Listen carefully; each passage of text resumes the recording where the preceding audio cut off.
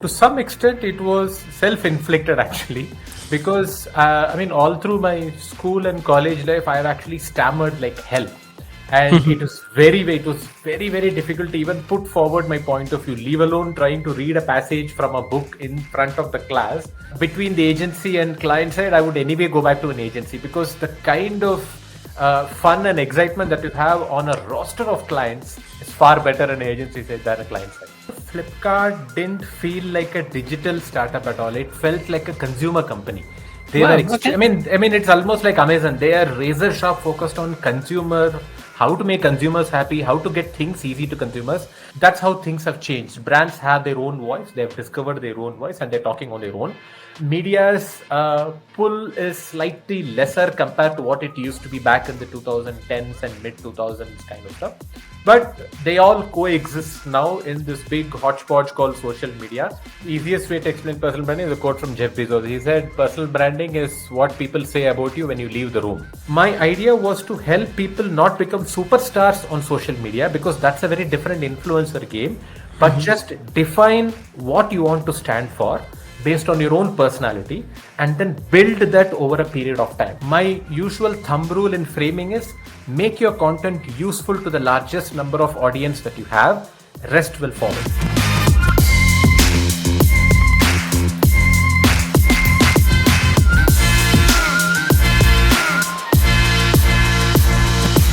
Hello, everybody. Welcome to yet another episode of Recast. I have a very interesting guest today, joining me. His name is Karthik Srinivasan.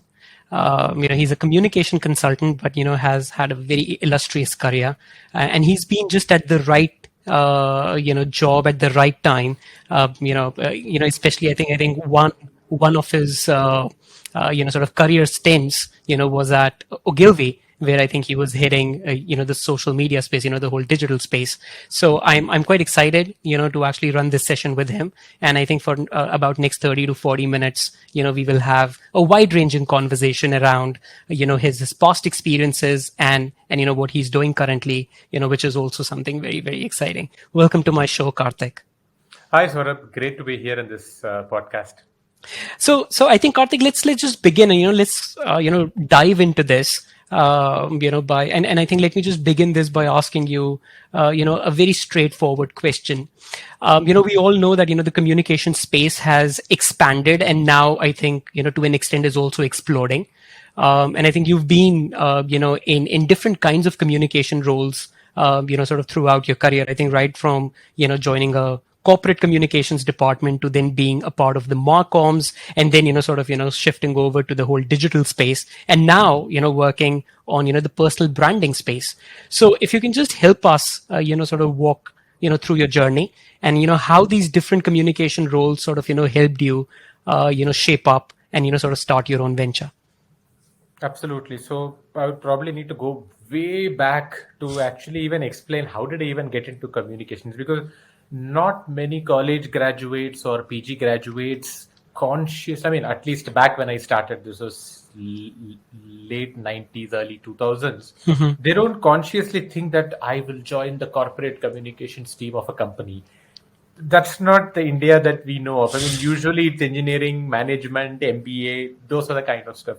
So to some extent, it was self-inflicted actually, because all through my school and college life, I've actually stammered like hell, and it was very, very difficult to even put forward my point of view. Leave alone trying to read a passage from a book in front of the class. I would probably melt and probably fall down. In fact, I've even cried in the classes when I'm asked to speak in front of the class. I used to stammer a lot, and my parents tried a lot of stuff which was physical kind of intervention, saying go to the doctor, and there are some various therapies like you're supposed to eat. Not eat, you're supposed to have pebbles in your mouth for some reason. I have exactly. Very weird stuff. Exactly. I've tried all that nonsense. Nothing worked. But then when there was chance that, it just appeared that life seemed to be throwing an interesting option at me saying, pick this career that will make you most uncomfortable for the rest of your life because of your past. I thought, okay, let's try this. You communicate for a living after crying for people asking you to communicate in the class. So I did that, and Corpcom was a very interesting choice, and I'm thankful that I picked the choice. in hindsight, of course, because earlier it was quite scary. But that's when I started. Actually, Corpcom is a good place to start. Most people who come into communications usually start with the agency side of things, either an ad agency as an intern or a PR agency as an intern, and then move to the client side. It's always seen as a upscale kind of movement. You start at an agency and then you go to the client, you become the boss of the agency, and all those nuances play into the mind. But I was in the client side for the longest time, at least for 6 or 7 years of my career, and then moved to the agency side. And I was quite worried, saying, am I taking the wrong turn in life by moving back to the agency?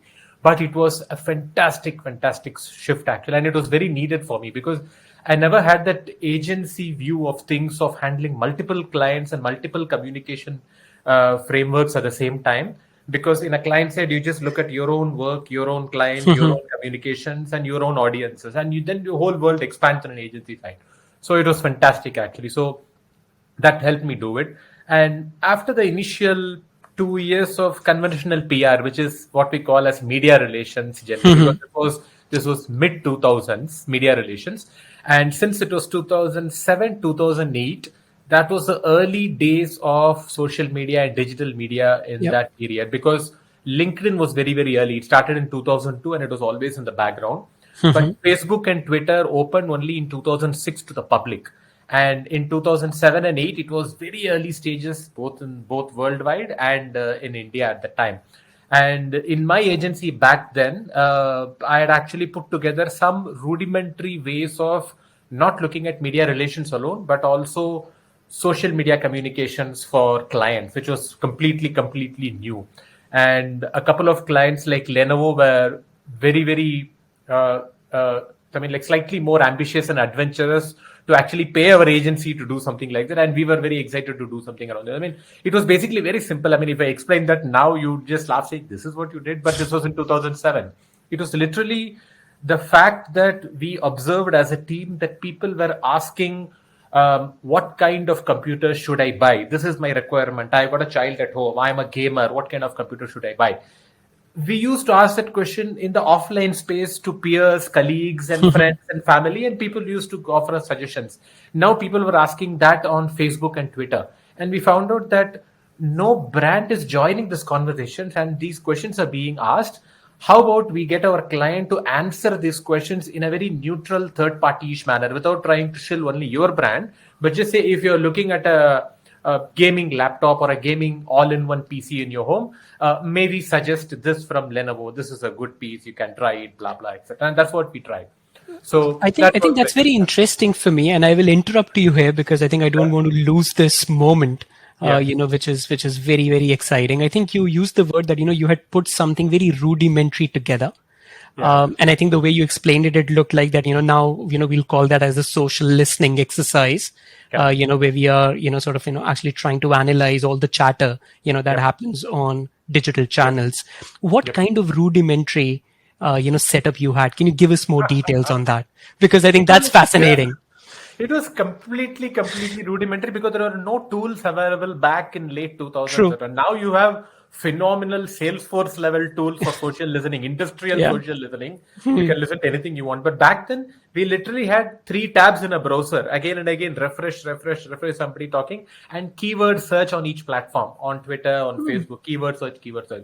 We probably didn't catch all the kind of questions that are apt for our exercise. We probably caught only a few, but that actually kept us busy all through the day, because that itself is about 10 or 20 for a day, and we plan the answers and give it to the client, saying, can we frame it like this, can we make it like this, and then post it.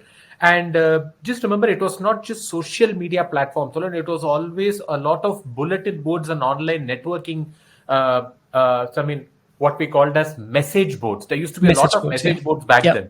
Now there are no message boards, or probably they're very niche message boards like Hacker News kind of message boards, which are still existing, but they probably are very niche, or even like a Reddit kind of message board. Back then, there were random message boards that had very specific topic related focus, basically. I mean, for instance, tech had a lot of message boards. I mean, which internet modem should I buy, or which internet connection between BSNL and VSNL, what should we buy? What are the methods of buying? How many beeps should we let it ring till it connects? And all the random things used to happen. So those are also what we checked, and we used to respond from the brand handle. And when I thought this was going well and this needs to be scaled up for other clients, I had actually wanted to create it as a separate, what do you call? I mean, like a practice within the agency. But the agency that I was in was not very keen on doing that because their main focus was on media relations, which is still very, very important, basically. So I actually took an opportunity to join Edelman, which was looking at an India head of digital specifically, not media relations, but digital. So that seemed like an appropriate thing. And then I just scaled up the whole thing in a much larger way for many, many more clients like BlackBerry, Chevrolet, and a lot of other clients that were, I think Wrigley's was one, quite a few clients back then.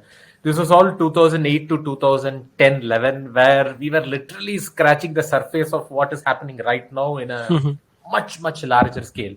And then when I wanted to expand things, there was an interesting opportunity from the client side again. I mean, I was on the client side and the client side called me. Flipkart called me at the time, which it was not a hot unicorn startup at the time. It was still a fairly small, not many employees either kind of stuff. It was a smallish, but it was a very exciting space, and it was the e-commerce space which was just starting to explode. So I thought I'll explore that. Then from Flipkart to Ogilvy, and then it kept moving on. When you went to Edelman, how Yeah. was the whole interview process? I mean, what was the job description back then around this digital head? And, how was the interview? Who was interviewing you? And, how did you respond, in that interview room? I think that will be very, very interesting for us to know. If I remember right, the interview happened in Park Hotel in Bangalore. It didn't happen in Edelman office in Bangalore Okay. at all. So I believe they were looking for an office, or they had a fairly small office. So they probably didn't want me to expose to that office if I don't think much of them, because they were not known in India at the time. At the time, yeah. At the time, they were fairly new. They had made an acquisition and joined India at the time. So it was fairly new, basically. But I think it was Rob Holdham who interviewed me. He was the India head at the time. He was the APAC head at the time. It was very interesting. And there were a couple of other account directors from Middleman who were also in the same Park Hotel. I mean, we were literally sitting poolside. And that was the interview process. It was almost like a blank slate. You Yeah. go. I imagine that. Yeah, he literally said, I have heard about what you're doing at Text100 now with some of the digital and social clients. I said, oh, wow, he has heard about it. I didn't know how he heard about it. Probably it's an agency circle which keeps talking about what's happening in things. And I just want you to do the same thing for a lot more clients in Edelman. Just pick more clients or pick existing clients to do it. So that was very exciting because it is just scaling up what we're trying to do here in a more structured manner, more people, more clients, more team kind of. Oh, that was an easy one for you to crack, that, just do what you're exactly doing right now and just do it But at on a bigger scale. scale. Exactly. That sounded very good, actually. Yeah. Great, lovely. So I think when you moved, to Flipkart, because I think you've been on the agency side in the Marcoms, Copcoms team, and then I think you moved to agency again at Edelman, and then again, going back to sort of a tech startup, back then, where I think, Flipkart, sort of wasn't this $1 billion company, and I think from there, I think you again moved back to agencies. I think you've sort of flipped from agency to client to agency, quite a few times. And I think, the digital, has been sort of, the undercurrent. So just help us explain those shifts and moves and, how each of those moves sort of, really helped you. Because I think what you were doing from an agency perspective, the moment you would have landed in Flipkart, everything was digital. Correct. Right. And I think the lingo, the grammar, the vocabulary, that was used on the office floor would have been very different. You were probably surrounded by tech engineers and, sort of actually no more digital marketing strategists. So help us understand that experience as well. To be fair and to be sure, Flipkart didn't feel like a digital startup at all. It felt like a consumer company. They Wow, were, okay. I mean, it's almost like Amazon. They are razor sharp focused on consumer, how to make consumers happy, how to get things easy to consumers. And the tech people used to sit quite differently. They are the ones who are tinkering with the tech part of it. I used to largely deal with the consumer focused teams, basically. I mean, there were so many managers for each of the categories, and it almost felt like I was in HUL or a company like ITC can also, because they were just focused on the market, focused on consumers. What do consumers want? How do we make them happy? How do we handle consumer connect in terms of pre-purchase or post-purchase? That was all the focus. So it felt like a FMCG company for all practical purposes. And that's a good focus to have for an e-commerce company. Not think of themselves as a technology company, but as a consumer-focused e-commerce. I mean, which was the main mantra for Amazon success. Be the most consumer friendly company in the world. That's their success. So that's exactly what Flipkart also was looking at. And to be also fair, it didn't feel like a digital communication work. It was good old communication across a 360-degree kind of media. It was media relations, it was digital communications, it was trying to do something on social media in a more exciting manner. I mean, how to create that Flipkart attitude and Flipkart brand. At least when they were starting out, they had a phenomenal attitude that was there, and how to carry it forward was what we are looking at. It's almost like we need to pause our individual attitudes and framework and thinking process and carve one as if Flipkart is a human, and what will she or he say? How will she say? He say? That's what we were looking at. So that was very exciting. But again, as I said, it was one client, one focus, one framing. That's what it's. I mean, again, between the agency and client side, I would anyway go back to an agency, because the kind of fun and excitement that you have on a roster of clients is far better in an agency side than a client side. So are you saying that digital is a width game, not a depth game? It depends from people to people. For instance, if in an agency you enjoy team work and team management, that is team management, and you manage individuals and etc., you might suit both in the client side and agency side. You would be perfectly fine. If you think of yourself as a more like an individual contributor, you are better off looking at an agency that values individual contributors, because clients generally value individual contributors in a small team, at least in the comms side of things, not necessarily in other categories, but at least in the comms side. But in an agency, generally they always want large team managers for large teams and etc. But if an agency values individual contributors strongly, that would be a very good option to just expand your mind, expand your creativity, expand your thought process. It really works that way. So in like 2007, you were with Edelman, and then in 2015, I suppose you joined, the digital or the social at Ogilvy. Right now, I think, there's almost an 8-year gap, but I think the world had changed. Yep. Actually by the time you moved from one agency to the other. So what were the marked differences? That's question number one. And then I think, how's the life, of a digital or a social marketeer, within an agency in 2015? So just help us understand that a bit more. Absolutely. So I've stopped looking at the communications function as saying this is advertising, this is television, this is offload. I mean, this is offline, billboard, outdoor, digital, Facebook. And it's just communications. These are just media. You just use various media to propagate your message to very specific audiences or broad-based audiences. Things have changed dramatically, because earlier when you do media relation, there was some sanctity in that conversation with a media person.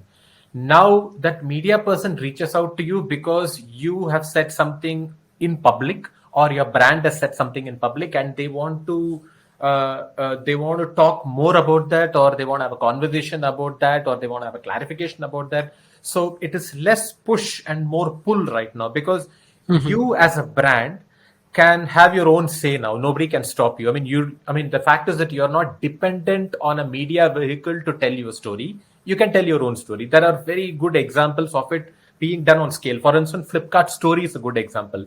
That was done by people who joined after me. They actually created something called Flipkart Stories.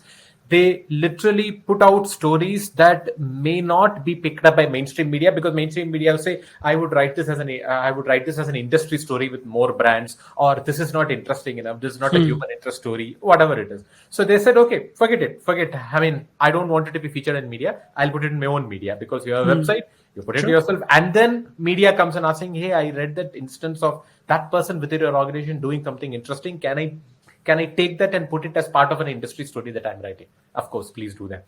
So it's almost like a pull communication has become instead of a push. Brands have their own voice, and brands have discovered that their own voice. It doesn't mean they can ignore mainstream media. I mean, mainstream media is still very credible and powerful, but brands also have their own voice, even though it's not as credible as mainstream media, because that's third party, this is first party. That's the big change. Which means that brands need to be extra focused on how to tell their stories. Earlier, if a CXO is doing an interview with the mainstream media, that's when we coach that CXO. Yep. Now we need to coach them even before they can put out a tweet. You need to think at least like a chess player, looking at 3 to 4 moves in advance and say, are these words right? Is this sentence formation right? Is this framing right? How can it be misconstrued by the most cynical person who hates your company, and then plan your way accordingly in terms of how to phrase it, how to frame it, everything. You need to look at that. If you don't do that, things can go completely haywire. If you do that, you're slightly more safer. But chances are that it's a 50-50. So you avoid the 50-50 chance and then make it slightly more safer for people to do it. So that's how things have changed. Brands have their own voice. They've discovered their own voice and they're talking on their own. Media's pull is slightly lesser compared to what it used to be back in the 2010s and mid 2000s kind of stuff. But they all coexist now in this big hodgepodge called social media, where any and every voice could have the value that they want or the world will give them, depending on how good the content itself is or how meaty the content itself is. That's the big change, actually. So, what's a typical structure, within, like a digital marketing department of an agency? How has that structure evolved? And, what are the, different pieces that sort of come together, to make that department successful? Just give us a peek into an agency, because I think that'll be pretty interesting for our audience, to learn and know. Got it. Then I probably need to give you the context of when I started in Edelman as head of digital, we didn't even have creative people. Yeah. I mean, because it's a PR agency, and PR agencies are not known to have creative people at all. Ad agencies are known to have creative people. PR agency has writers, people who write, and thinkers kind of stuff. So when we didn't have a creative team, it was very difficult to put creative stuff online because it's a creative medium. Online is a creative medium. We can't use text alone. But now it's the default. You need to have an as good a creative team as any advertising agency, because you're trying to create pieces of interesting art and work and videos and extra for the social media platforms. So the basic structure is there are two basic teams that actually think of two different things. One is a planning team, which is very important, which is the brain of the organization or the agency. This actually puts together strategy, looks at competing brands, looks at the industry itself and who does what does our audience want, what does the product has to say. Absolutely, if there are 10 things which are the priority, they actually put together, and then they brief the creative team saying, here is the brief that we have, here is the context, here is the background, here is the research. Now we need some very smart, creative, intelligent, creative ideas, and the creative team needs to work on different platforms constraints. For instance, Instagram has a constraint of visual first. People see the visual first, and then, if necessary, read the text. I mean, they could care not for the text at all. Look at the influence. And there are some size constraints for Instagram. YouTube is very different. You can put long videos there, and people tend to spend more time on longer videos on YouTube vis-a-vis Facebook or LinkedIn or Twitter, where the timeline is what matters, because YouTube does not have a timeline. So people go there with the mindset of spending 10 minutes or more. It's okay kind of stuff. But on Facebook, Twitter, and LinkedIn, it is a fast consumption kind of media because it's a timeline. You just keep scrolling up and up. So the videos need to be short up. So largely it is a planning team, which is the brain, and a creative team, which actually works with the clay that the planning team gives, and then you create it into interesting methods. Everything else falls between the cracks, like client service, the people who manage things, finance, and etc. They are the support system. Of course, client service is very important because you need somebody to talk to. But these are the most important parts of an agency. Yeah. Okay. And I think you've sort of marketed organizations. Then I think once you move to the agency, then you've marketed brands. As even for their products and for their services. And then I think in your recent avatar, I think now you've moved on to, helping executives and C-suites on personal branding. Yeah. So I think moving from products and services to people, help us understand that kind of shift, and, what is personal branding, and, why is it important in, today's age? Easiest way to explain personal branding is a quote from Jeff Bezos. He said, personal branding is what people say about you when you leave the room. So that's as simple as it. I mean, you are in a room with 10 people, you're talking to them, and then when you leave the room, whatever they say about you behind your back, that's personal branding, whatever sticks behind that. So it's just the memorability. I mean, if you're memorable, or at least actually you can say that. I mean, are people remembering you within a certain context, or are people saying that he works in Edelman? Because that's just your income earning capability. That's not your mark of who you are as an individual at all. But if they say he's that person who was behind that campaign, he's a very creative person, then it's about you, and then probably about your Edelman or whichever company that you works on, etc. So the reason why I moved to that is fairly obvious, because anyone and everyone is active online these days. When I say active, you may be posting maybe once or twice a day or maybe once or twice a week, but we have a plethora of channels and you keep posting and sharing your views and opinions and perspectives on all those platforms: LinkedIn, Twitter, Snapchat, Instagram, Facebook, you name it. We keep talking there also. The biggest difference between earlier, when there was no social media, and now when there is social media, is that earlier we used to speak to people we know, whether it's clients or peers or neighbors or family, extended family, neighbors, whatever it is. We largely used to share our innermost thoughts or perspectives with people we know. So that was the earlier part, because then there's no social media. Now in social media, we talk to people we know. Of course, that is through social networking, which is not social media. Like, say, it's a DM on Twitter or a DM or a Facebook Messenger or WhatsApp kind of platform. That is social networking. You talk to people you know.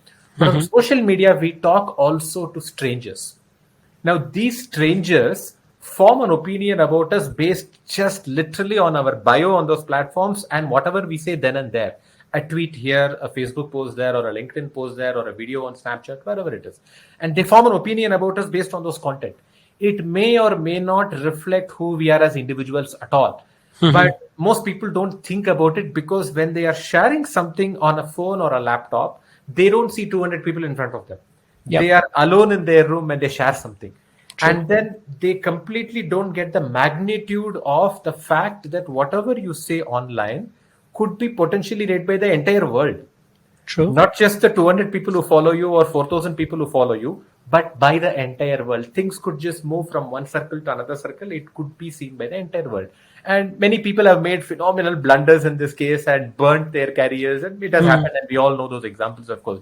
So my idea was to help people not become superstars on social media, because that's a very different influencer game, but just define what you want to stand for based on your own personality, and then build that over a period of time, so that when people see your online footprint, they are able to get a cohesive view of who is this person, beyond just looking at LinkedIn and saying, oh, he works in Infosys, he's an Infosys project manager, which is again an income earning capability. It does not define who that individual is. Yep. It has to be something like, he works in Infosys, project manager, is interested in home gardening, he likes science fiction, and he likes watching NDTV.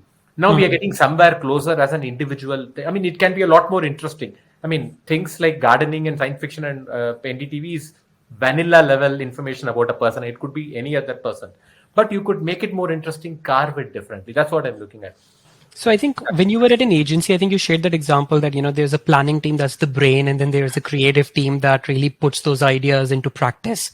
Yep. And hence, I think, brands have got that kind of ecosystem to, constantly communicate on social media. But I think the moment you talk about a personal brand, do I have to be the brain and do I have to be the executor, or actually do you think that there are now services available where people can actually get like a planner and actually a creative executor to help amplify your brand on social media?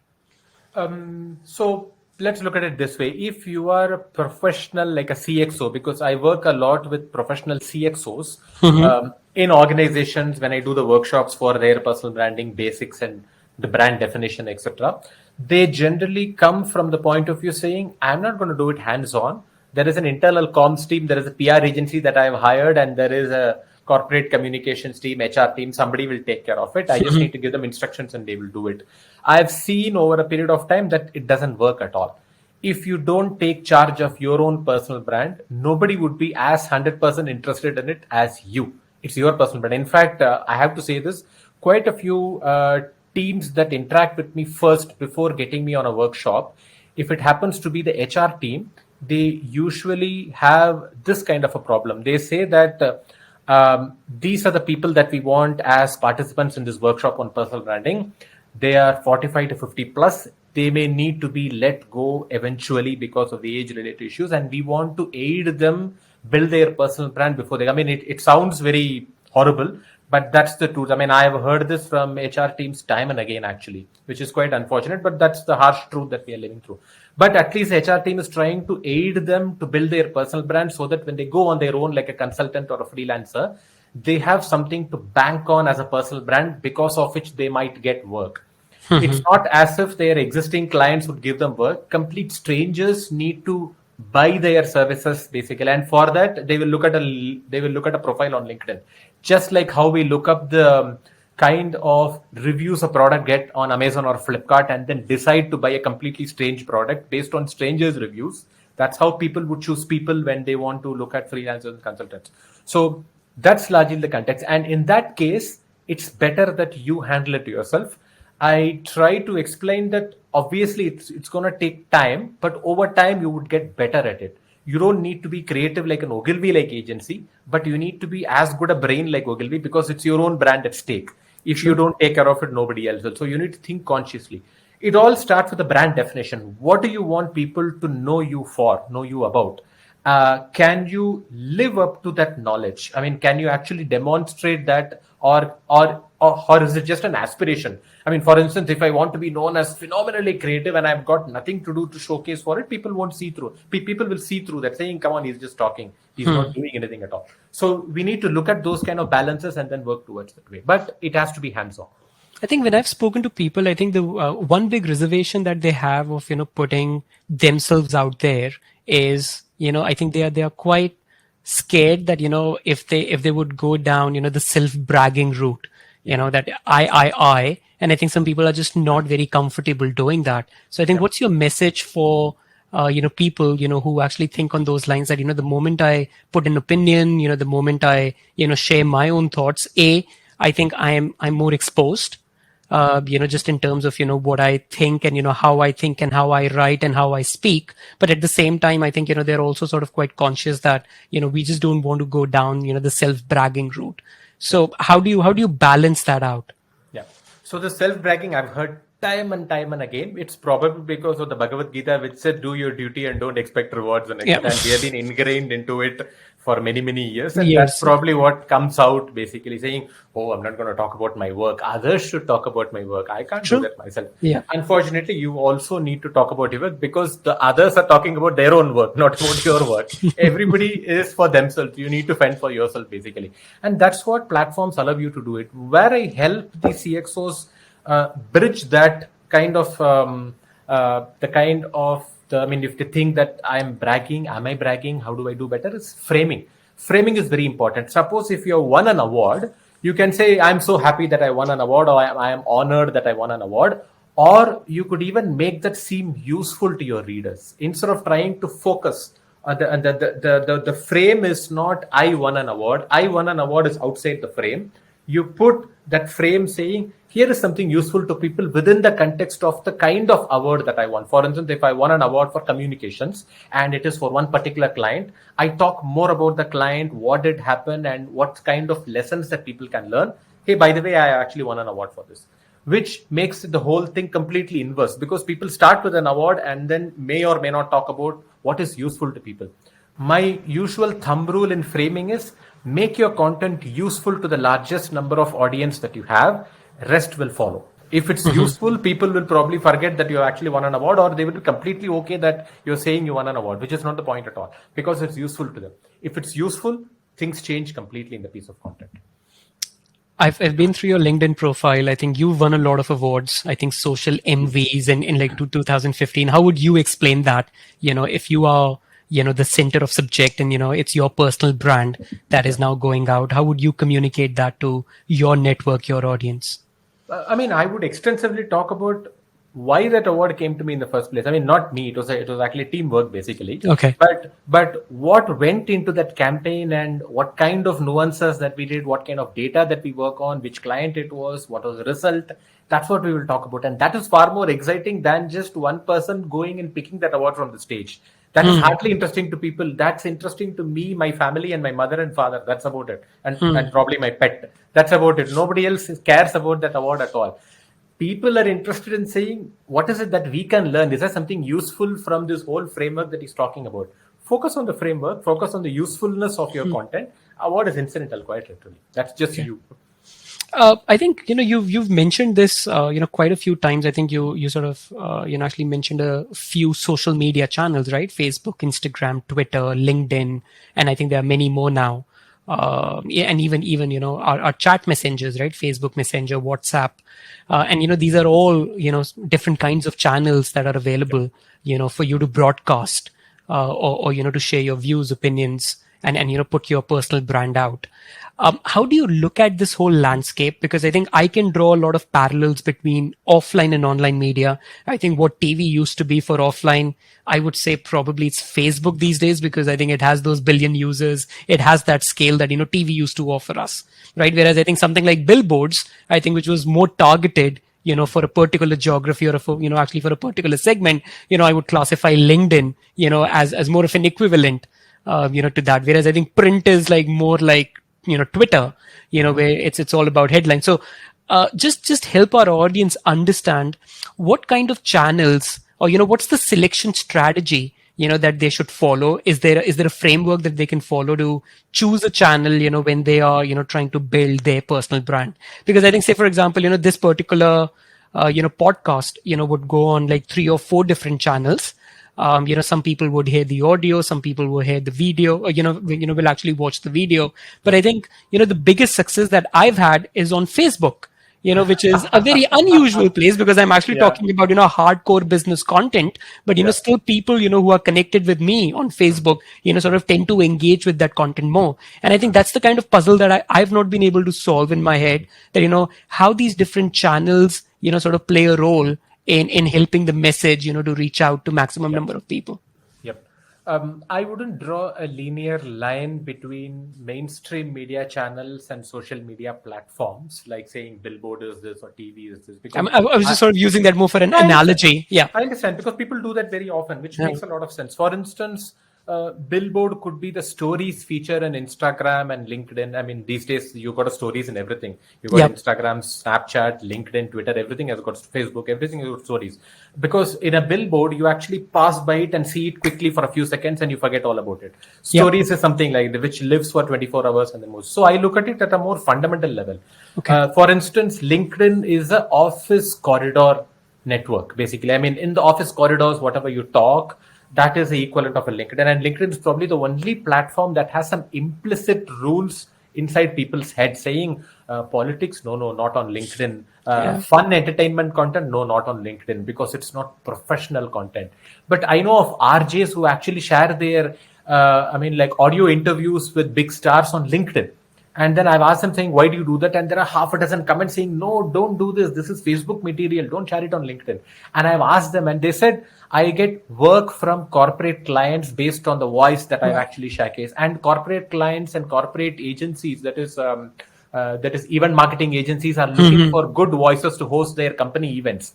And they look for it. They don't go to Facebook to look for voices. They look at they look at LinkedIn to say professional RJs, voiceover artists, and they look at it and they look at an example and they get it. So it works. For instance, a football coach would talk about football strategy on LinkedIn. It's perfectly fine. A professional politician would talk about his or her work on LinkedIn. Perfectly fine. It's when people who are not related to the profession talk about it, it sounds a bit jarring, but it's generally what works for you. Literally, I mean, you can't put a gun to their head saying, no, you can't talk about this, because there are no rules like that. So that's LinkedIn, office professional corridor. Every other platform, whether it's Facebook or Twitter or Instagram and etc., every other platform is like you standing in the middle of the road and shouting to random people at just anything and everything. Quite literally. That's the truth. That's how it works quite literally. Within that, there are some nuances. Like Instagram, you're probably standing outside a college and shouting, because the age group is much, much, much lesser. Twitter, you are probably standing outside a road which has got a lot of media organizations and shouting, which makes a lot of sense. Facebook, you're just standing in your neighborhood and shouting outside the road, quite literally. That's literally how I think of it at a very, very broad level. So, from my own workshops on personal branding, I strongly recommend LinkedIn as number one, Twitter as a second line strategy. I understand that most people think Twitter is a cesspool of terrible content and etc. But Twitter still matters. I mean, LinkedIn matters number one because it's a reasonably saner platform, and people generally stick to serious professional work-related topics, largely, even though people are trying to push that limit into Facebookish content or like, but it's okay, it's up to them, whatever works. That's LinkedIn. Twitter makes a lot of sense because of two important reasons. One, media professionals are highly tuned into Twitter where they look for news pegs. What can I write about? Who are the key influencers who are talking about the content that I want to write about? Let me reach out to them for a voice bite. So that it really matters from a personal branding point of view, because you get an amplification channel in media and media is looking at Twitter. So that's number one. Number two, interestingly, Twitter is the only platform which has also got Google's blessing. For instance, when you are logged into Twitter on a tab and you search Google for keywords, you actually get individual tweets in the search results in Google. No other platform gets you individual results of posts. For instance, on Facebook and LinkedIn, you get profile level results, not post level results. That's a big difference. On Twitter, you get individual tweet level results. So it's almost like you got Twitter's X audiences, that is X million people who use Twitter, plus the it's XY million people who use Google search, which is a very, very large number. So that helps Twitter become a good amplification channel along with LinkedIn. So these two channels I would highly recommend. Yeah. Okay. I think, concepts like personal branding, I think are pretty new. But I think, they, I think once you think back, it just seems like that, it was so obvious, for this to happen. So now if you have a crystal ball, how is this whole communication space gonna evolve, change, I think in next 5 to 10 years? What's your take? I think it's already happening right in front of us because of the pandemic. More and more people seem, when I say more and more, it's still very anecdotal, not data-based. There are some data available. More and more people seem to be keen on moving to wherever they want instead of trying to move in closer to the place of work, because the place of work has just evaporated in the last 1.5 2 years. There is no place of work. Wherever you work from, that's your place of work. It's quite interesting that way. And because of this, more people are also being slightly more elastic about this full-time occupation thing. I need to be an employee for 9 to 6 with this company. There are gigs available.